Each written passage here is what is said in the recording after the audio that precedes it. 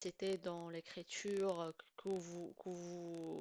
dans le fait que vous écrivez déjà des emails et ensuite vous allez montrer aussi quoi, vos intérêts ou bien votre intérêt pour le poste. L'auto-évaluation, qu'est-ce que ça veut dire auto-évaluation? C'est après l'entretien, on a déjà passé, donc voilà, l'entretien est passé. Et c'est pas la fin du monde si on n'a pas pu avoir le poste. Donc c'est pas la fin du monde. Mais ce qu'il faut faire, c'est il faut faire l'auto-évaluation. À savoir qu'il faut vraiment évaluer quoi? Notre performance, les points qu'on doit améliorer, les points que vraiment, les points forts et les points faibles, ce qui est bien passé, ce qui n'est pas bien passé. Donc, en fait, notre performance durant l'entretien, c'était comment? Est-ce qu'on a bien passé? Est-ce que vous êtes satisfait de vous-même? Est-ce que c'est suffisant pour les futurs entretiens? On fait ça pourquoi? C'est tout simplement pour que dans les futurs entretiens qu'on aura, on va essayer d'être euh, mieux que les entretiens qu'on a déjà passés. Et aussi pour avoir le poste, tout simplement. Euh, donc maintenant, on va voir avec beaucoup de détails chaque point. Donc on a déjà commencé par la recherche avant l'entretien. On a déjà mentionné, je m'excuse, je suis un peu malade, mais bon. Donc, on a déjà mentionné que la recherche avant l'entretien, c'est très très important, c'est crucial et vraiment il faut le faire et ça fait la différence.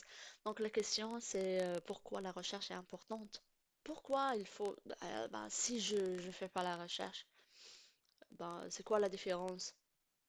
Donc, si on parle du fait de connaître l'entreprise, bah, d'accord, vous allez me dire, voilà, je vais faire les recherches pour connaître l'entreprise et tout. Donc, vas-y, on va prendre les choses étape par étape. Vous allez passer un entretien RH.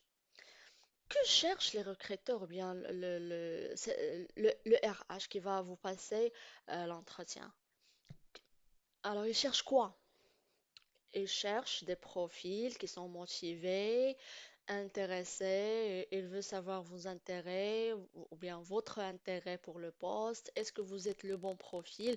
C'est pas côté technique et donc on a déjà dépassé tout ce qui est sélection par compétences, par des plans, par études et tout ça. Donc le RH, il cherche. Côté linguistique, je répète, côté linguistique, est-ce que le profil demandé, par exemple, il nécessite une très bonne communication en français ou bien en anglais ou bien.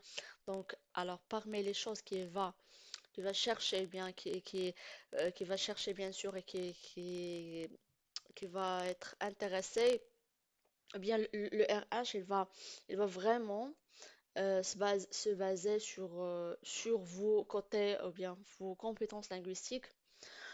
Pourquoi? Parce que si le poste vraiment nécessite des compétences linguistiques vraiment très bonne communication en français ou bien très bonne communication en anglais. Donc, il va vraiment noter ça.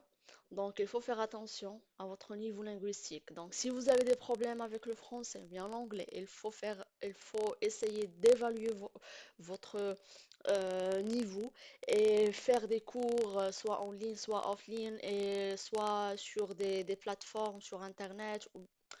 L'essentiel, c'est d'être performant dans l'entretien. Ça, c'est de un.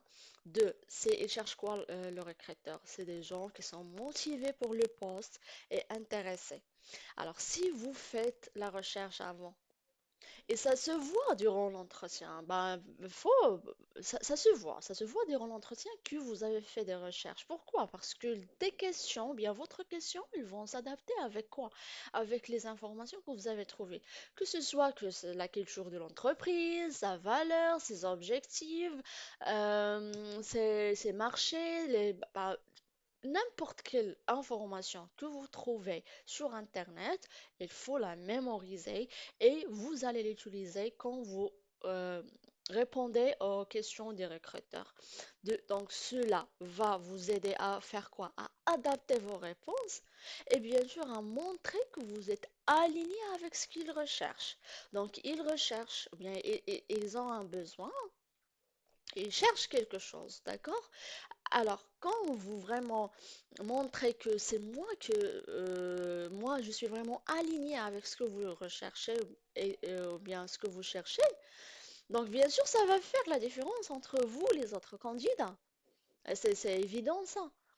Donc c'est pour cela qu'il faut faire la recherche. Donc vous allez et ensuite vous n'allez pas parler du n'importe quoi. L'entreprise et là sa culture c'est X ou bien Y. Toi et vous tu parles de Z par exemple. Donc ça c'est un point très très important. Ce que je viens de montrer auparavant dans le slide précédent, c'est montrer son intérêt. J'ai déjà parlé de ça. Cela démontre votre motivation et votre sérieux pour le poste. Donc les recruteurs apprécient les candidats qui ont pris le temps à se renseigner. Ici on parle du temps. Donc il y a des gens qui vont pas vraiment pris le temps, prendre le temps pour se renseigner, soit parce qu'ils sont pas intéressés, parce pour eux c'est vraiment n'est pas important. Donc bah ça montre que vraiment vous avez pris le temps de se renseigner. Alors une fois ils ont un problème ou bien ils ont quelqu'un qui doit faire des recherches, donc à savoir que pour chaque mission qu'ils vont vous donner, vous allez faire des recherches, que vous êtes vraiment intéressé, vous allez faire le travail avec avec un très bon, avec une très bon, si on parle de performance, d'accord, ou bien ça va être bien passé, ça va être parce que vous êtes motivé tout simplement. Je pense que c'est clair, si vous êtes recruteur et quelqu'un qui passe l'entretien chez vous, qui sait vraiment beaucoup d'informations sur l'entreprise et sur le poste, ça veut dire quoi? Qu'est-ce que vous allez dire? Bah, en imaginant que vous êtes vraiment des recruteurs et vous avez un candidat qui ne sait rien, qui répond seulement pour répondre. Et il faut faire attention à ce point-là. On ne répond pas pour seulement répondre. Parce qu'il y a des gens qui passent un entretien. Et qu'est-ce qu'il dit après l'entretien? Il dit que voilà, j'ai bien passé l'entretien, j'ai répondu à toutes les questions. Parfois, il maîtrise la langue française et tout. Mais avant, il n'est pas sélectionné parmi les gens, les candidats qui vont être sélectionnés pour le poste.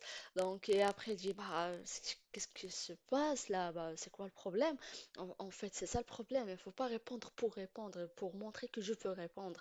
On répond pour montrer l'intérêt, pour montrer la motivation, pour montrer qu'on est vraiment sérieux et on est le bon profil pour ce poste.